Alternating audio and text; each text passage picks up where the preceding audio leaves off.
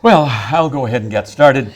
We are here today to begin with the design of the new course we're all going to be working on and teaching.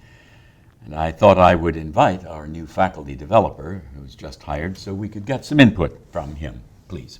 Well, thank you for the invitation, and I look forward to partnering with all of you in this process.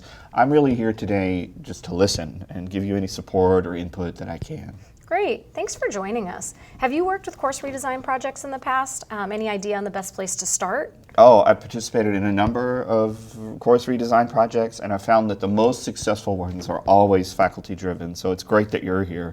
I'm excited about serving as a resource for you, and as I learn more about this course in particular, and your actual ideas right now for the redesign, I'm glad to give you more information about any instructional approaches or frameworks that you want to be able to adapt for your purposes. So what have you been discussing up to this point?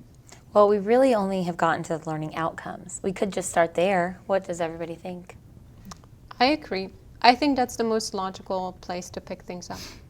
So learning outcome 1 was that students should be able to explain the interviewing process. Another we wanted to include was that they should use interviewing appropriate to a variety of contexts and situations. But this is a 3,000 level course, so we want to be sure to include some objectives that are a little higher order thinking, don't you think? That's a very good point. The two you've already mentioned have action verbs in them that you could easily categorize in Bloom's taxonomy. You're familiar with that.